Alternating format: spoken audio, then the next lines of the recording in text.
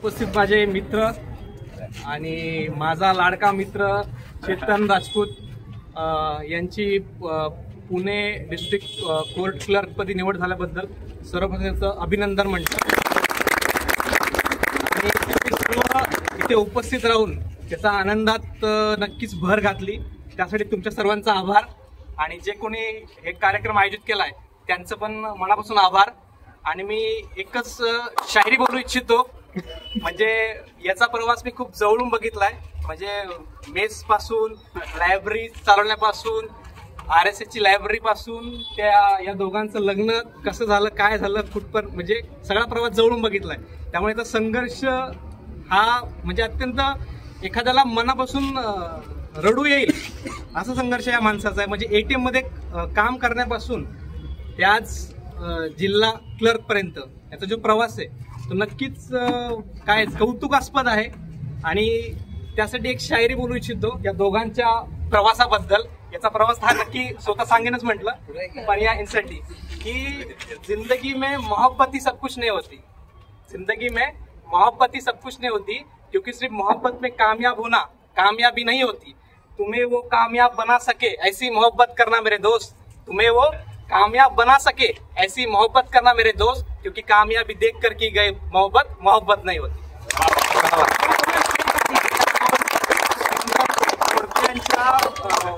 लग्नाच्या प्रवासासाठी पण शुभेच्छा आणि चेतन सरांच्या पुढच्या भावी वाटचालीसाठी शुभेच्छा की त्याने अशीच प्रगती करत राहावं, अजून यश गाठत राहावं।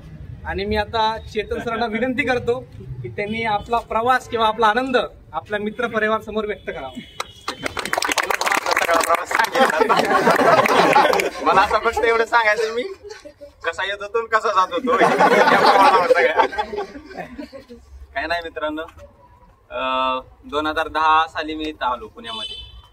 2010 साली आलो SP कॉलेजला, मी BSc ला ऍडमिशन घेतलं होतं। त्यावेळेस घरची परिस्थिती नसल्यामुळे घरच्यांनी अगोदरच सांगितलं होतं की तू पुण्याला शिकायला जायचंय, पण आमच्याकडून तुला बाबा महिन्याचा खर्च देणं शक्य होणार नाही।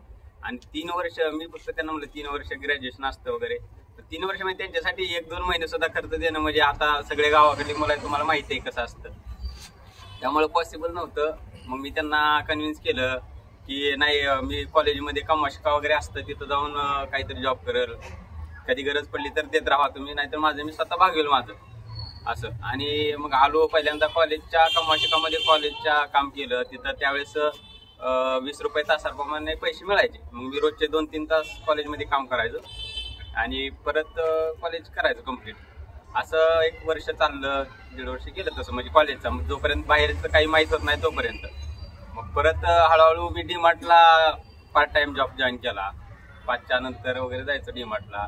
मग तसं करत करत केटरिंग पासून DMart, परत रोहित वडेवाल्याला कॅशियर होतो, बिग बाजारला सेल्समन होतो, अशा बऱ्याच ठिकाणी पेपर टाकणे, दूध पिशव्या टाकणे सगळे केलेलं आहे। हे सगळं कॉलेजच्या टायमिंग मध्ये केलेलं आहे। माझा खरा प्रवास मग नंतर PK वगैरे हे माहीत झालं। आम्ही ज्यावेळेस लायब्ररी टाकली किंवा मेस टाकली अगोदर, त्यावेळेस PK वगैरे बाकीची बरीच मुलं इथं आहेत ते आधी जॉईन झाली आपल्याला। म्हणजे माझा त्यावेळेसचा ग्राफ असा एकदम तळातून असा वरती गेला आणि लॉकडाऊनमुळे डायरेक्ट मी खाली कोसळल्यासारखं झालं। आणि नेमकं त्याच टायमिंगला म्हणजे आमचा लग्नाचं लॉकडाऊन मध्ये लग्न झालं, लव्ह मॅरेज झालं माझं। लायब्ररीचीच मुलगी आहे ही, ज्यांना माहित नाही त्यांना माहित असेल, तिथं 80% लोक असे की त्यांना सगळंच माहिती आहे यातलं, पण जे नाही तिथं त्यांना सांगू इच्छितो की हिच्या घरचं एवढं चांगलं आहे, माझ्या घरचं एवढं वाईट आहे। हिच्या घरचे, हिचे वडील आर्मी रिटायर आहेत, आई शिक्षिका आहे, परत भावाचं मोठं रेस्टॉरंट आहे। एवढं सगळं असतानाही माझ्याकडे काही नसताना हिनं माझ्यावर लग्न केलं। मग मला स्वतःला प्रूव्ह करायचं अजून म्हणजे माझ्या डोक्यावर वजन झालं, ते असं झालं ना, त्यामुळं असं वाटत होतं कधी यश भेटतंय। आणि आता 3 वर्ष झाली लग्नाला माझ्या, पण म्हणजे ही जॉब करते आणि मी अभ्यास करतोय, असं वाटत होतं कधी भेटतंय। कारण कोणी बोलत जरी नसलं तरी प्रत्येकाला माहिती होतं तर विद्यार्थ्यांना की जॉब करते, मी अभ्यास करतोय, बायकोला जॉबला लावतोय वगैरे, असं होत असतील चर्चा कदाचित गावाकडं। माझ्या घरचे स्वतः म्हणायचे किती दिवस अभ्यास करणार आहे, भास्कर आता बायकोला किती दिवस जॉब करायला होतो। पण तिला एवढा विश्वास होता की मला कुठेतरी काहीतरी यश भेटेल बाबा, त्यामुळे तिच्या त्या विश्वासाला मी जागणं हे माझं कर्तव्य होतं। आणि ते आज एवढं भरून आले, तिला पण म्हणजे भेटलं एवढं मला पोस्ट त्याचं तिला समाधान आहे. ते आत्ता नको म्हणत होती यायला, सगळी पोरं असतात तुम्ही जावा. आजारी पडली ऑलरेडी, काल ते नाका तोंडात गुलाल गेलाय त्यामुळं आजारी पडली. पण म्हणलं नको, आता एवढा सगळा प्रवास जर सोबत आपण काढलाय तर यश पण प्रत्येक ठिकाणी सत्काराला बी तो असणं गरजेचं आहे म्हणलं सोबत.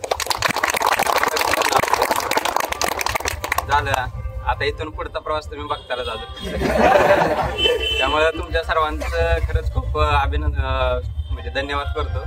तुम्ही मला इथं बोलवलं, सत्कार केला माझा, आणि असं तुमचं प्रेम राहू द्या. पुढं बी इथं अशीच अपेक्षा करतो. पिके तर असणारच आहे. आता पिकेचा बी रिझल्ट आज आता ढकलला पुढं पण येणार आहे 100% रिझल्ट. त्याचा लीड आहे त्याला. येऊ आम्ही तुझ्या सत्काराला इथंच असं. आमचं जॉईनिंग तोपर्यंत नाही हो.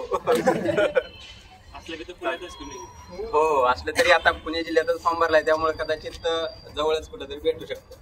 त्यामुळं परत एकदा धन्यवाद तुमचं. थँक्यू.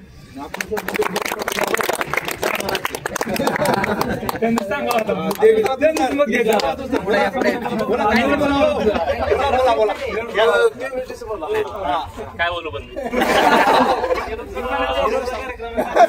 आमच्या शब्दाला मान देऊन तुम्ही इथं आले. तुमचा संघर्ष जवळून बघितलाय मी. 2018 जेव्हा आलो तुमच्याच घर सांगण्यात आलंय. त्याच्यामुळे आमचं कर्तव्य होतं, कर्तव्य तुमचा सगळा प्रवास एकदम आनंदी हो. तुमचं काय प्रेम सक्सेसफुल झालं. तसंच तुमचं आता 2004 झाले, 4 ते लवकर 8 बाकी तुमचा सुखाचा संसार झाला.